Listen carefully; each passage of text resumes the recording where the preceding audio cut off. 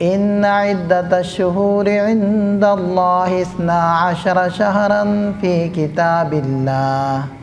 يوم خلق السماوات والأرض منها 4 حرم ذلك الدين القيم فلا تظلموا فيهن أنفسكم صدق الله العظيم وصدق رسوله النبي الكريم ونحن على ذلك لمن الشاهدين والشاكرين والحمد لله رب العالمين اللهم صل على سيدنا ومولانا محمد وعلى آل سيدنا ومولانا محمد وبارك وسلم۔ انتہائی قابل احترام سامعین گرامی، آج 2 محرم 1445 ہجری ہے، یعنی نبی پاک صلی اللہ علیہ وسلم نے جب مکہ سے مدینہ طیبہ کی طرف ہجرت فرمائی، اس کو 1445 سال گزر چکے ہیں۔ یہ ہے 1445۔ 2 تقویمیں چلتی ہیں، ایک ہے ہجری، دوسری ہے ولادتی یا مولودی، جس کو آپ دوسرے الفاظ میں کہہ لیں کہ ایک ہے قمری، دوسری ہے شمسی۔ شمسی یہ تقویم چلتی ہے حضرت عیسیٰ علیہ السلام کی طرف جو پیدائش منسوب ہے وہاں سے، تو وہ ان کی پیدائش سے ایک سلسلہ چلایا گیا ہے، اگرچہ وہ اندازہ ہی ہے، کوئی تحقیقی بات نہیں ہے کہ حضرت عیسیٰ علیہ السلام کی تاریخ پیدائش وہی ہے۔ بہرحال وہ مولودی یعنی کہ ان کی ولادت سے ایک تاریخ چلائی گئی ہے جس کا 2023 چل رہا ہے، جبکہ دوسری تقویم ہے ہجری، یعنی نبی پاک صلی اللہ علیہ وسلم نے مدینہ طیبہ کی طرف جو ہجرت فرمائی ہے اس وقت سے ایک تقویم کا اجرا کیا ہے۔ تاریخ انسانی میں یہی چیز ہوتی تھی کہ بڑے بڑے واقعات سے لوگ چیزوں کو یاد رکھتے تھے، جیسے کہ یہ ہجری تقویم سے پہلے لوگ کہتے تھے کہ مکہ مکرمہ میں وہ حملے سے پہلے اور حملے کے بعد، یعنی عام الفیل سے پہلے، عام الفیل کے بعد، تو اس طرح کے بڑے بڑے واقعات کو وہ بطور تقویم کے استعمال کرتے تھے۔ جیسے ہم لوگ بھی کہہ دیتے ہیں کرونا سے پہلے یا کرونا کے بعد، یا ہم کہہ دیتے ہیں کہ وہ بڑا جو زلزلہ آیا تھا 2005 والا وہ اس سے پہلے یا اس کے بعد، تو اس طریقے سے یاد رکھتے تھے، لیکن پھر بعد میں یہ تقویم وجود کے اندر آ گئی اور پھر یہ چلنے لگی۔ اب دیکھیں کہ ایک تقویم کا تعلق جوڑا گیا ہے سورج سے، شمس سے، اس لیے اس کو شمسی کہتے ہیں، دوسری کا تعلق رکھا گیا ہے قمر سے۔ تو سورج بھی اللہ کا، چاند بھی اللہ کا، تو مسئلہ نہیں ہے اس میں کہ آپ اپنے مختلف امور کے لیے کون سی تقویم کو استعمال کرتے ہیں، کون سا کیلنڈر استعمال کرتے ہیں، لیکن شرعی جتنے بھی معاملات ہیں وہ جوڑ دیے گئے ہیں چاند کے ساتھ۔ مثلا رمضان المبارک ہے، اس کی آمد چاند کے ساتھ، عید الفطر ہے چاند کے ساتھ ہے، اور عید الاضحیٰ ہے چاند کے ساتھ ہے، وغیرہ وغیرہ، یعنی چاند کے ذریعے سے یہ ساری چیزیں ہمیں پتہ چلتی ہیں۔ اور جو نمازوں کے اوقات ہیں ان کو جوڑا گیا سورج کے ساتھ، سورج کی نقل و حرکت اور اس کے سائے اور اس کے ڈوبنے اور نکلنے کے ساتھ جوڑی گئی ہیں نمازیں۔ تو یہ جو شمسی تقویم ہے یہ تو بہت زیادہ مروج ہے، ہر ایک کو اس کا پتہ ہوتا ہے، سب اپنے اوقات کو اسی کے ساتھ مرتب کرتے ہیں، منظم کرتے ہیں اپنے کاموں کو، لیکن قمری جو تقویم ہے اس کے ساتھ ہمارے ہاں رواج کم ہوتا جا رہا ہے۔ یہ تھوڑا سا لمحہ فکریہ ہے، اس لیے کہ ایک تو یہ ہجری ہے، ہمارے نبی پاک صلی اللہ علیہ وسلم کی جو ہجرت ہے ایک اتنا بڑا اہم واقعہ اس کے ساتھ منسوب ہے، اس سے ریلیٹڈ ہے، اور جو شمسی تقویم چلائی گئی ہے وہ ایک وہمی ہے، ایسے انہوں نے نصارہ نے عیسائیوں نے بیٹھ کر یہ ڈیسائیڈ کر لیا کہ فلانی تاریخ تھی، چلو یہاں سے ہم ایک تاریخ کی ابتدا کر دیتے ہیں، تو وہ اتھینٹک نہیں ہے۔ ایک تو یہ مسئلہ ہے۔ دوسری بات یہ ہے کہ ہمارے چونکہ شرعی امور چاند کی جو تقویم ہے اس کے ساتھ ریلیٹڈ ہوتے ہیں، اس وجہ سے علماء نے لکھا ہے کہ اس تقویم کا جاننا فرض کفایہ ہے، یعنی اگر چلو ایک طبقہ اس کے ذریعے سے اپنے امور کو سر انجام دے رہا ہے یا اس کا حساب کتاب رکھے ہوئے ہے، تو بقیہ ساری امت کے اوپر سے ذمہ داری ختم ہو جائے گی، انہیں نہ بھی پتہ ہو تو خیر ہے، لیکن باعث برکت تو ہے۔ اس لیے ہمیں کم سے کم اتنا پتہ ہونا چاہیے کہ چاند کے اعتبار سے مہینے کون کون سے ہیں۔ جنوری فروری تو ہمیں یاد ہیں، ہمیں یہ بھی یاد ہونا چاہیے محرم صفر، یہ 12 کے 12 مہینے ہمیں یاد ہونے چاہیے، ہمارے بچوں کو یاد ہونے چاہیے۔ پھر ہمیں یہ پتہ ہونا چاہیے کہ کون سا مہینہ چل رہا ہے اور اس مہینے کی کیا تاریخ چل رہی ہے، اس کا اتنا کا اندازہ ہمیں کم سے کم ہونا چاہیے، اگرچہ ہم دیگر امور کے لیے سورج والے جو مہینے ہیں ان کو استعمال کرتے رہیں۔ محرم الحرام قمری سالوں کا پہلا مہینہ ہے اور یہاں سے سال شروع ہو رہا ہے۔ دیکھیں، جو شمسی سال کے ذریعے سے ہی اپنے امور کو دیکھتے ہیں، وہ جب شروع کرتے ہیں اپنے سال کو یعنی جنوری سے، تو وہ نیو ایئر نائٹ مناتے ہیں، اور وہ ہلا گلا کرتے ہیں اور جو ان کے من میں آتا ہے وہ کرتے ہیں۔ اسلام کیسا خوبصورت مذہب ہے۔ اسلام کا پہلا مہینہ محرم ہے، محرم سے سال شروع ہوتا ہے اور ہر ایک مہینہ چاند سے شروع ہوتا ہے، تو چاہے مہینے کی ابتدا ہو چاہے سال کی ابتدا ہو، ہمارے پیارے نبی صلی اللہ علیہ وسلم کی ایک خوبصورت سنت اور طریقہ ہے۔ وہ کیا ہے کہ چاند دیکھنے کا اہتمام آپ علیہ السلام فرمایا کرتے تھے۔ خیال کرتے تھے کہ جی چاند نظر آ رہا ہے نہیں آ رہا ہے، باقاعدہ اس کو دیکھنے کا اہتمام ہم صرف اہتمام جو کرتے ہیں وہ عید الفطر کے چاند کا کرتے ہیں دیکھنے کا، رمضان کے چاند کا بھی عام طور پر لوگ اہتمام نہیں کرتے، بعض لوگ کرتے ہیں۔ اس کے علاوہ ہمیں کسی چاند کی کوئی ہوش نہیں ہوتی کہ کب آ رہا ہے کب اتر رہا ہے، حالانکہ آپ صلی اللہ علیہ وسلم کی مستقل سنت تھی کہ چاند دیکھنے کا اہتمام فرماتے تھے، اور جیسے ہی چاند نظر آ جاتا تو آپ علیہ السلام ایک دعا پڑھا کرتے تھے، اللہم احلہ علینا بالیمن والایمان والسلامت والاسلام ربی وربک اللہ۔ اللہم احلہ علینا، اے اللہ اس چاند کو ہمارے اوپر طلوع کیجئے برکت اور سلامتی کے ساتھ، یعنی اس چاند کو ہمارے لیے برکت کا اور سلامتی کا، عافیت کا ذریعہ بنا دیجیے۔ اور آخر میں ارشاد فرمایا ربی و ربک اللہ، میرا رب اور اے چاند تیرا رب اللہ ہے۔ اب دیکھ لیں کہ مہینے یا سال کے شروع میں ہی نبی پاک صلی اللہ علیہ وسلم اس پورے مہینے یا پورے سال کو امن اور عافیت کے لیے گزرنے کے لیے اللہ تعالیٰ سے دعا کر رہے ہیں کہ اللہ اس مہینے کو، اس سال کو ہمارے لیے امن اور سلامتی کا ذریعہ بنا۔ میں مہینہ اور سال اس لیے بار بار جوڑ رہا ہوں کہ سال کی ابتدا کی کوئی مستقل دعا نہیں ہے، وہ چاند کے ابتدا کی ہی دعا ہے، چاہے وہ پہلے مہینے میں پڑھی جائے تو وہ سال کے لیے بھی سمجھ لی جائے گی اور مہینے کے لیے بھی سمجھ لی جائے گی۔ تو دیکھیں، مہینے کے شروع میں ہی پورے مہینے کی امن اور سلامتی کے لیے آپ علیہ السلام نے دعا مانگ لی، اللہ تعالیٰ کی طرف متوجہ ہو گئی۔ کوئی نیو ایئر نائٹ نہیں ہے، کوئی چراغاں اور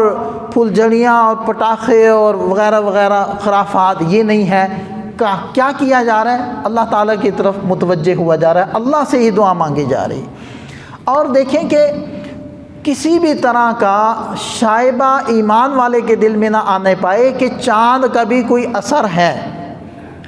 میری قسمت پر، میرے حالات پر۔ اس شائبے کو ختم کرنے کے لیے فرما دیا ربی و ربک اللہ، تیرا اور میرا رب ایک ہی ہے، وہ کرتا ہے جو کرتا ہے، تیرے کرنے سے کچھ نہیں ہوتا، تیرا کوئی اثر نہیں ہے۔ ستارہ حرکت میں ہے جی، میرا ستارہ فلاں برج پر پہنچ گیا جی، یہ ہو سکتا ہے، کچھ نہیں ہو سکتا۔ اللہ تعالیٰ حالات بھیجتے ہیں، ستاروں کے پاس کچھ نہیں ہے۔ تو ایک تو محرم الحرام پہلا مہینہ ہے، ہمیں اسلامی مہینوں کا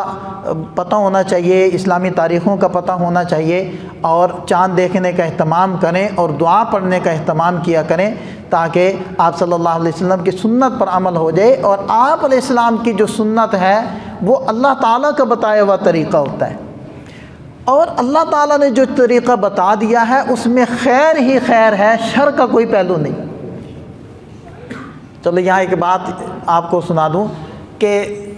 علماء نے لکھا ہے کتابوں میں کہ یہ ہو سکتا ہے کہ شیطان آپ کو خواب میں نظر آئے اور وہ یہ کہے کہ میں تیرا رب ہوں، یعنی رب بن کر وہ نظر آ جائے، ایسا ہو سکتا ہے۔ لیکن ایسا کبھی بھی نہیں ہو سکتا کہ شیطان نبی پاک صلی اللہ علیہ وسلم کی شکل میں آ جائے اور وہ اصل میں شیطان ہو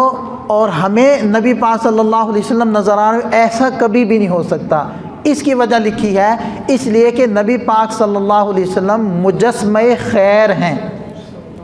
آپ علیہ السلام سے صرف اور صرف خیر وجود میں آئی ہے، شر وجود میں نہیں آیا، اور شیطان مجسمہ شر ہے۔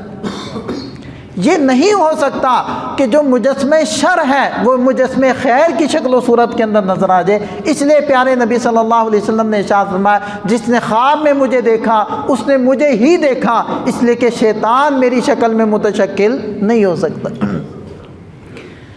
تو آپ علیہ السلام کے ہر طریقے کے اندر خیر ہے، کیونکہ آپ علیہ السلام مجسمہ خیر ہیں۔ اور ویسے بھی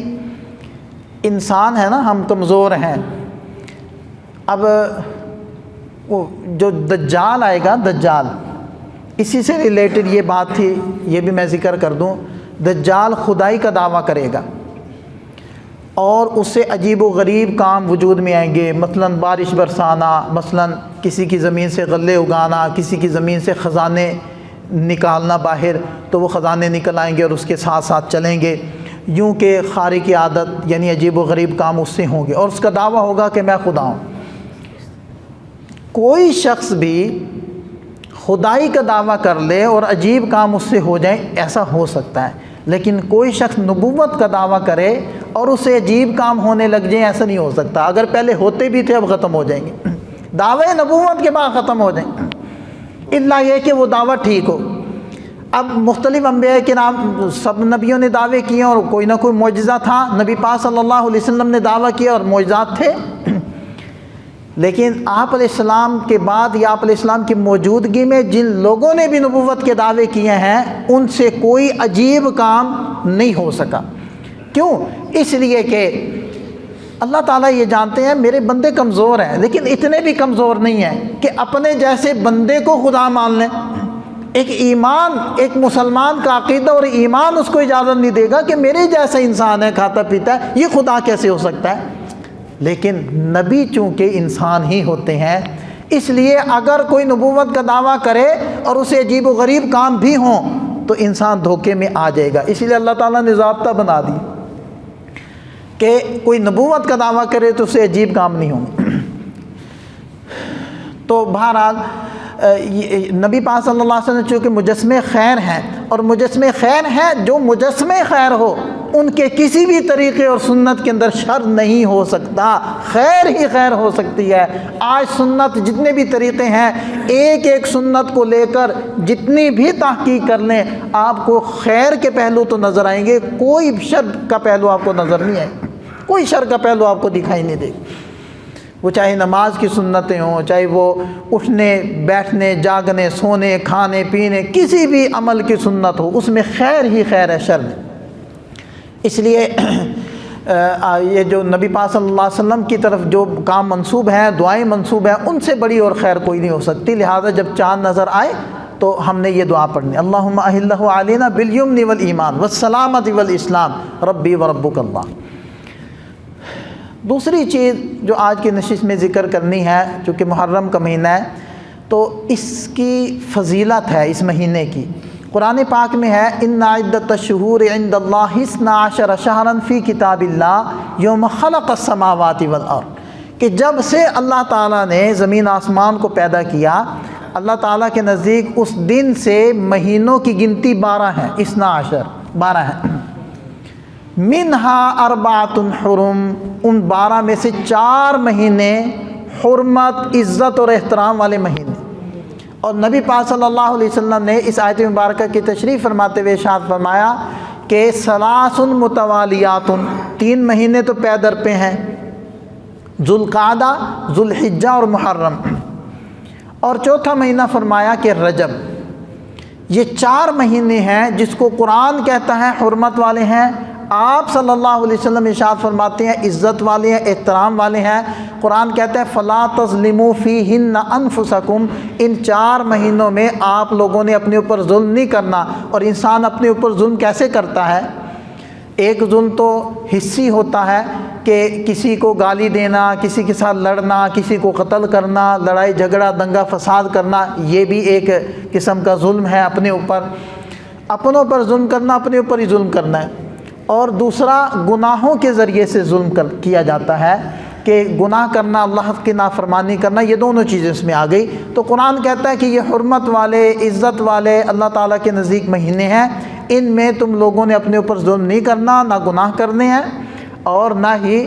کسی کے ساتھ دنگا فساد کرنا ہے۔ یہ ان مہینوں کی اہمیت ہے اور فضیلت ہے۔ ایک صحابی نبی پاک صلی اللہ علیہ وسلم کی خدمت میں آئے، کہنے لگے اے اللہ کے رسول، رمضان المبارک کے بعد اگر میں کسی مہینے کے روزے رکھنا چاہوں تو کس مہینے کے روزے افضل اور بہتر ہیں؟ تو آپ صلی اللہ علیہ وسلم نے ارشاد فرمایا کہ اگر تم نے کسی مہینے کے روزے رکھنے ہیں رمضان کے بعد تو محرم میں رکھو، اس لیے کہ محرم شہر اللہ ہے، اللہ کا مہینہ ہے۔ اب دیکھیں کہ ویسے تو سارے مہینے ہی اللہ نے بنائے، لیکن بعض اوقات یا مہینوں کی جب اللہ تعالیٰ کی طرف نسبت ہو جاتی ہے تو اس کی فضیلت اور اہمیت بڑھ جاتی ہے۔ جیسے جتنی بھی مساجد ہیں، سب مساجد اللہ کا گھر ہیں، لیکن اللہ تعالیٰ نے جو مسجد حرام ہے، بیت اللہ کے ارد گرد جو مسجد بنی ہوئی ہے اس کو مسجد حرام کہتے ہیں۔ مسجد حرام کو یا بیت اللہ کو اپنا گھر ارشاد فرمایا۔ اب جو اس جگہ کی فضیلت ہے وہ کسی اور مسجد کی فضیلت نہیں ہے۔ تو اسی طرح جب محرم الحرام کو اللہ تعالیٰ نے خصوصیت کے ساتھ شہر اللہ فرما دیا اللہ کے نبی صلی اللہ علیہ وسلم نے، تو ایک خاص نسبت ہوگی اللہ تعالیٰ کی طرف، اس لیے جو محرم الحرام کی اہمیت اور فضیلت ہوگی وہ کسی اور مہینے کی نہیں ہوگی۔ اس لیے مطلق طور پر محرم الحرام کے اندر روزے رکھنا، اس کی فضیلت اور اہمیت یہ ہمیں پتہ چل گئی۔ دوسرا، اس کے اندر جو عاشورہ کا دن ہے یعنی 10 محرم، اس کی اور بھی زیادہ فضیلت ہے، کیونکہ نبی پاک صلی اللہ علیہ وسلم جب مدینہ طیبہ تشریف لائے تو یہود 10 محرم کا روزہ رکھا کرتے تھے، تو آپ علیہ السلام نے ارشاد فرمایا کہ تم لوگ کیوں اس دن کا روزہ رکھتے ہو؟ تو انہوں نے کہا کہ اس دن اللہ تعالیٰ نے حضرت موسیٰ علیہ السلام کو فرعون اور اس کے لشکر سے نجات دی تھی، تو ہم شکرانے کے طور پر اس دن کا روزہ رکھتے ہیں۔ تو آپ علیہ السلام نے ارشاد فرمایا کہ موسیٰ علیہ السلام تو میرے بھائی ہیں،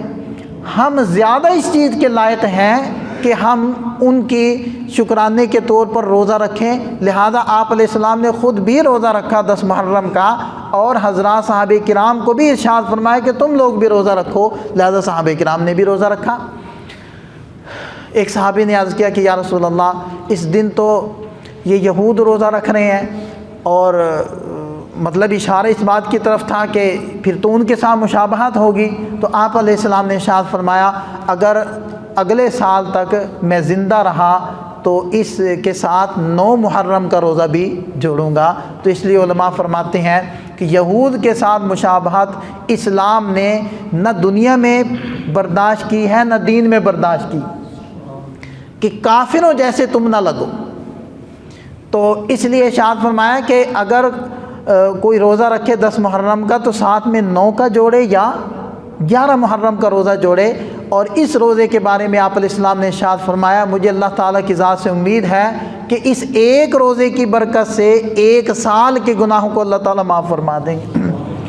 تو اللہ کرے موسم ٹھیک ہی رہے تو سبھی رکھ سکتے ہیں، تو اس کا بھی اہتمام کر لیا جائے۔ دوسرا عمل اس مبارک مہینے میں وہ 10 محرم کے اندر 10 محرم کو اپنے اہل خانہ پر دسترخوان میں وسعت ہے۔ حدیث پاک میں آتا ہے کہ جو شخص اپنے اہل خانہ پر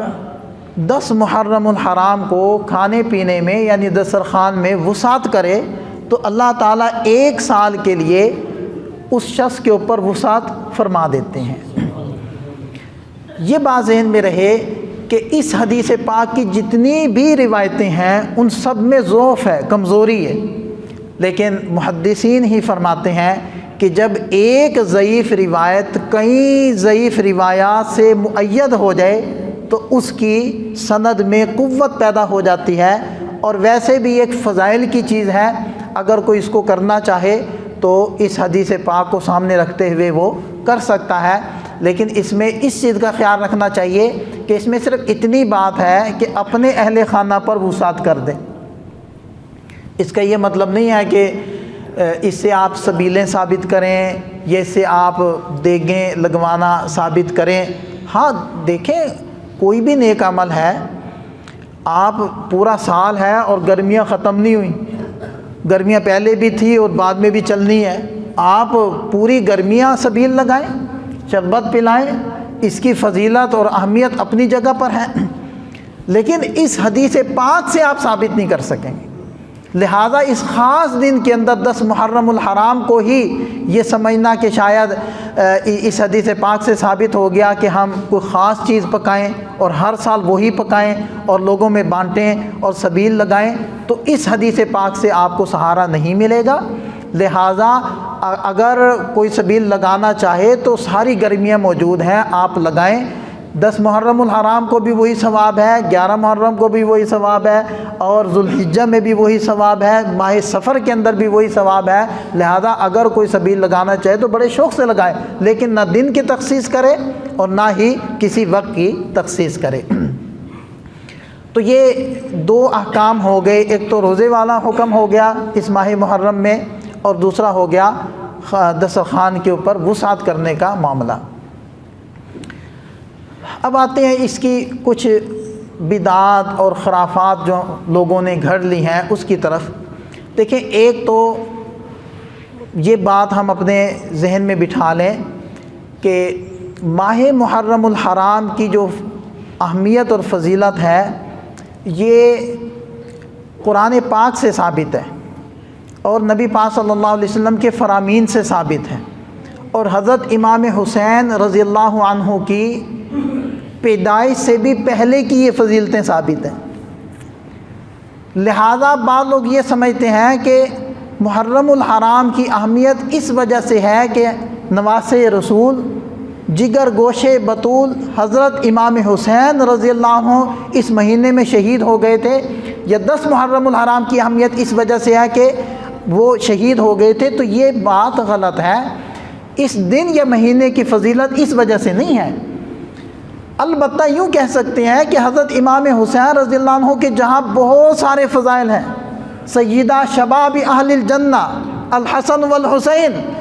جنت کے نوجوانوں کے سردار حسن اور حسین ہیں رضی اللہ عنہما، جہاں ان کے اور بہت سارے فضائل ہیں، وہاں ان کی ایک یہ بھی فضیلت ہے کہ وہ اس مبارک مہینے کے ایک اہم دن کے اندر انہوں نے شہادت نصیب ان کو ہوئی ہے اور وہ شہید ہوئے ہیں، اس کی وجہ سے ان کی فضیلت اور زیادہ بڑھ گئی۔ ایک تو یہ بات سمجھ لینا چاہیے۔ دوسری بات کہ جی چونکہ ان کی شہادت ہوئی ہے اور دردناک طریقے سے شہادت ہوئی ہے، لہذا یہ مہینہ غم کا مہینہ، یہ مہینہ وہ ماتم اور نوحے کا مہینہ، یہ مہینہ رونے دھونے کا مہینہ اور منحوس مہینہ، یہ اسلامی خیالات نہیں۔ اسلام تو کہہ رہا ہے کہ ہم نے اس مہینے کو حرمت بخشی، اور ہم کہہ رہے ہیں کہ جی یہ منحوس ہے۔ اور شہادت کے اوپر رونا یہ بھی میرے خیال سے اسلامی خیال نہیں ہے، اسلامی طریقہ نہیں۔ اگر حضرت امام حسین رضی اللہ عنہ کی بڑی فضیلت ہے اور واقعتاً ہے، تو بہرحال حضرت علی کرم اللہ وجہہ سے تو ان کی فضیلت، اپنے والد صاحب سے تو ان کی فضیلت کم ہی ہے۔ اور حضرت علی کرم اللہ وجہہ کی شہادت 17 رمضان المبارک بروز جمعہ فجر کی نماز کے لیے جب وہ اپنے گھر سے نکلے ہیں اس وقت ان کے اوپر حملہ ہوا ہے اور وہ شہید ہوئے ہیں، تو پھر تو 17 رمضان المبارک کو بھی ایک ماتم ہونا چاہیے، کیونکہ وہ ان کے والد گرامی ہیں، نبی پاک صلی اللہ علیہ وسلم کے چچا زاد بھائی ہیں، آپ علیہ السلام کے داماد ہیں، آپ علیہ السلام پر ایمان لانے والے جو اول تھے ان میں سے ہیں، بچوں میں سے تو سب سے پہلے حضرت علی کرم اللہ وجہ مسلمان۔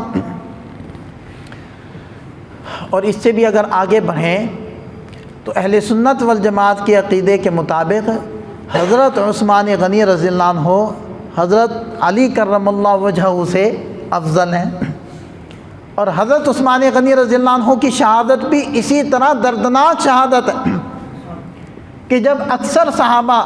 حج کی عبادت کو ادا کرنے کے لیے مکہ مکرمہ تشریف لے گئے ہوئے تھے، اس وقت میں ان کا گھیراؤ کیا گیا اور عید الاضحیٰ کے بعد ان کو ان کے گھر کے اندر قرآن کی تلاوت کرتے ہوئے شہید کیا گیا، تو پھر تو ان کا بھی ماتم بنتا ہے، پھر تو ذوالحجہ کا مہینہ بھی ماتم کا ہو گیا، ادھر سے رمضان المبارک کا مہینہ بھی ماتم کا ہو گیا۔ پھر اس سے بھی اگر آگے بڑھیں تو ان سے بھی افضل وہ حضرت عمر فاروق رضی اللہ عنہ ہیں جو خلیفہ ثانی ہیں، اور ان کی شہادت کا واقعہ سابقہ جمعہ میں نے عرض کیا کہ 27 ذوالحجہ کو ان کے اوپر حملہ ہوا، کہاں؟ مسجد النبوی میں مصلی رسول پر، اور فجر کی نماز کے دوران، اور ان کے اوپر حملہ کیا گیا اور وہ زخمی ہوئے، اور یکم محرم الحرام کو ان کا شہادت ہوئی ہے، تو پھر تو یکم محرم الحرام کو بھی ایک ماتم کا جلوس بن گیا۔ اور ان سب سے افضل، ان سب کے آقا اور مولا، ہم سب کے آقا اور مولا حضرت محمد مصطفیٰ صلی اللہ علیہ وسلم،